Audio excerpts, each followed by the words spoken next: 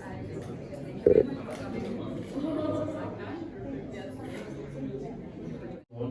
behalf of the Embassy of Pakistan. My name is Mohammed Adi. I'm the Second Secretary at the Pakistan Embassy and also networking session being organized in the context of European Public Health Week. Today's theme, Bridging Silos and Increasing Manufacturing Capacities Through Science Diplomacy, focuses on a key aspect of public health. How do we foster international and multi-stakeholder partnerships for a reliable and sustainable supply of critical health technologies? It was not very long ago that COVID-19 pandemic starkly highlighted the vulnerabilities and gaps in our global health systems. For the developing world, these challenges were magnified, making it imperative to develop robust indigenous capabilities.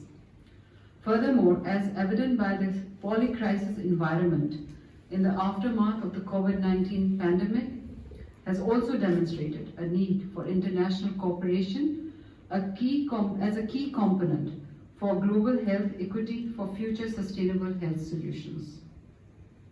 Pakistan recognizes the significance of WHO's work for global health security governance and commends the organization's leadership in raising awareness and in mobilizing support for equitable and affordable access to diagnostics, therapeutics, and medicines.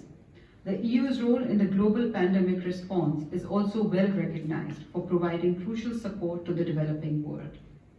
In this backdrop, diplomacy has evolved to deal with emerging requirements under science diplomacy. Pakistan in the recent past has borne the brunt of two significant natural disasters, the COVID-19 pandemic and the devastating floods in 2022. During these disasters, our network of embassies across the world became important focal points for coordinating the health and disaster response. In a short span of time, through the efforts of embassies, support from international partners was speedily and mobilized to acquire critical resources to meet the challenges. The National Institute of Health Pakistan also effectively utilized the science diplomacy platform during the pandemic to become part of WHO's mRNA vaccine technology transfer hub. The objective was to develop local solutions by establishing a center of excellence and training. From the perspectives of these experiences, I would like to highlight three aspects. Firstly, the role of multi-stakeholder engagement as a pillar of science diplomacy. Today's gathering provides a template for this. We have in the room an entire cross-section of key stakeholders: academia, industry, government representatives, and international NGOs. Secondly, the role of new and emerging technologies. As the frontier of health technologies evolve, we have to work together to ensure that international cooperation enables indigenous capabilities. This can be done through gap assessment studies in developing countries and hand-holding through international partners. Thirdly, science diplomacy is a time-tested framework, since it enables us to leverage the competencies of scientific knowledge and diplomatic practice. As a developing country, Pakistan actively engages in deliberations under the aegis of WHO to overcome challenges of capacity, technology transfer, affordable and equitable access to medicines, diagnostics, and vaccines. Science diplomacy also encourages joint research and development projects that not only enables the international mobility of the scientific community, but also leads to development of new products, treatments, and health technologies. From a developing world's perspective, this mobility is a necessity for tackling future international health emergencies. At this juncture, I would like to highlight the robust Pakistan-EU relations, which under the Strategic Engagement Plan signed in 2019 is a multifaceted and synergy-driven in nature. The EU's Horizon Europe program and other scientific collaborations have opened new avenues between Pakistan and EU for research and innovation. By leveraging these opportunities, we can jointly enhance our scientific capabilities, promote knowledge exchange, and drive technological advancements in areas including healthcare and medical biotechnology. At the end, I would like to acknowledge the significant role played by international NGOs in bridging silos through dynamic partnerships between governments, local communities, international organizations, and private sector entities.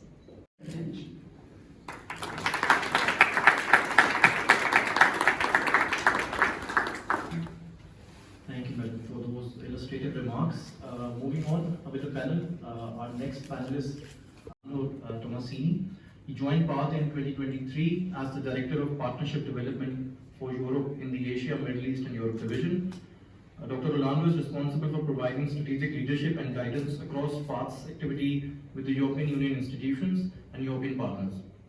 Rolando has more than 20 years of experience in the development sector. Prior to joining PATH, he had a 10-year tenure at the UN, serving as the head of global outreach for UNOPS Executive Office and head of the Regional Director Office in Latin America, the pharmaceutical industry and the diplomatic corps. He also supported numerous public health initiatives focusing on areas such as last mile distribution, cold chain logistics, marketplace masters in international procurement and humanitarian logistics.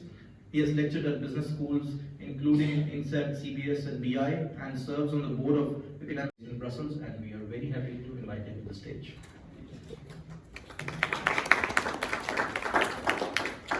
And Eric Piaget from EUTOPIA for the outstanding co-hosting of this event. Additionally, I must commend Adil for a great coordinating effort, and along with our team, Talia and Khan. Thank you all for your dedication and hard work. It is both an honor and a privilege to stand before you here today at this important gathering, co-hosted by PATH and EUTOPIA and the Embassy of Pakistan. I would like to extend a special thank you to all the panel members as well, Tanya Felix from Egypt, RTD, for the invaluable contribution of our discussion today. Today, we delve into a topic of profound importance: bridging silos and increasing manufacturing capacities in lower middle-income countries. Colleagues, I'm pleased to see the interest and the commitment from our audience today in the context of European Public Health Week. This includes our colleagues from the Commission and various embassies in different forums to ensure that allocated funds are attributed to make regional manufacturing a more prominent reality with improved infrastructure and technology transfer. Decades of operation research have highlighted the important question of supply chain design, along with the benefits of optimizing resources. This involves aligning closely with demand, focusing not only what is needed, but where is most necessary. As we know from COVID-19 pandemic, diagnostics, treatments, and vaccines were primarily delivered to high-income countries where most manufacturing capacity and capabilities already exist, leaving regions without capacity behind. Having led the pharmaceutical procurement during this season, I can attest the difficulties faced by manufacturers in the Global South, highly exposed to foreign currency fluctuations and significant logistics considerations, leading to production bottlenecks and shortages. These challenges result in financial risks that drive up the prices for producers, who must continuously adapt to fluctuating demand and evolving national policies. Addressing this health equity gap by ensuring local regional production and innovation is key to achieving the Sustainable Development Goals, including universal health coverage. Among its many initiatives, PATH has carried out extensive mapping of both existing and upcoming vaccine production capacities in Africa in collaboration with African CDC and CHI. This study underscores substantial investments in manufacturing facilities, but also points out to the need of further practical efforts.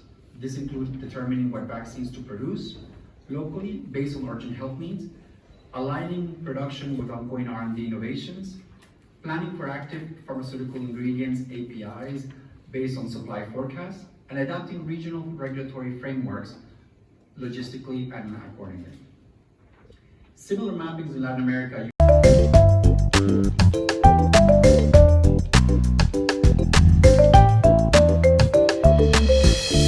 Well, it was a great event. I was very honored to be part of it and represent the EUTOPIA European University Alliance.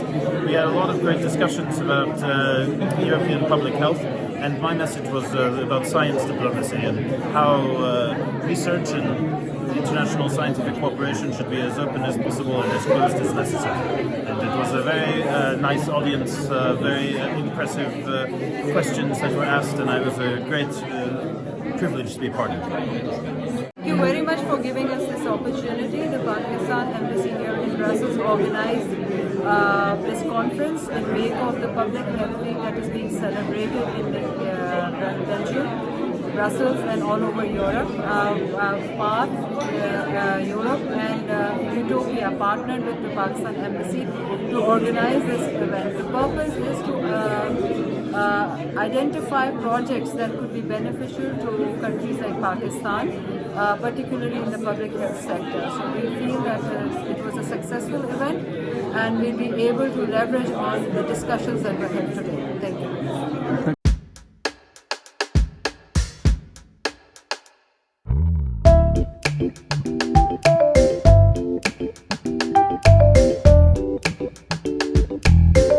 As a co-organizer of this event with the Embassy of Pakistan and EUTOPIA, our main message is that regional manufacturing is an important solution for empowering the global south to be on top of their health needs.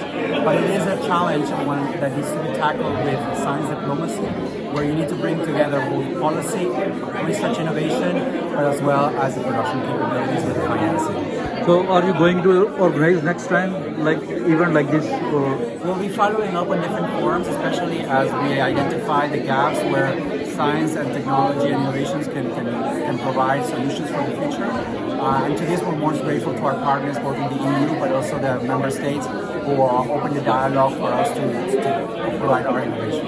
Could you say a few words about your organization, PATH? Yes. So PATH as an NGO is focused on health equity, considering that access to health is a great solution to empowering for health sovereignty around the world.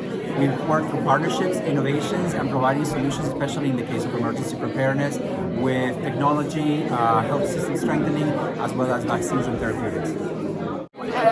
I was very happy to be invited to this event by the Pakistani Embassy here in Brussels. We work very closely together on research and innovation, trying to help universities and researchers in Pakistan and in Europe to work together in the area of health. That's why we are here today, but also other research areas such as climate change, water, food security, for example. I met the colleagues from the Pakistani Embassy several years ago, and it's close to my heart, so I wanted to be here. For example, last year we organized a training session for researchers in Pakistan to understand a little bit better how they can collaborate with university researchers in Europe, how the Horizon Europe program works. We really want to raise the awareness, explain, give the possibilities, and that's what I'm here for today as well, and to carry a warm heart for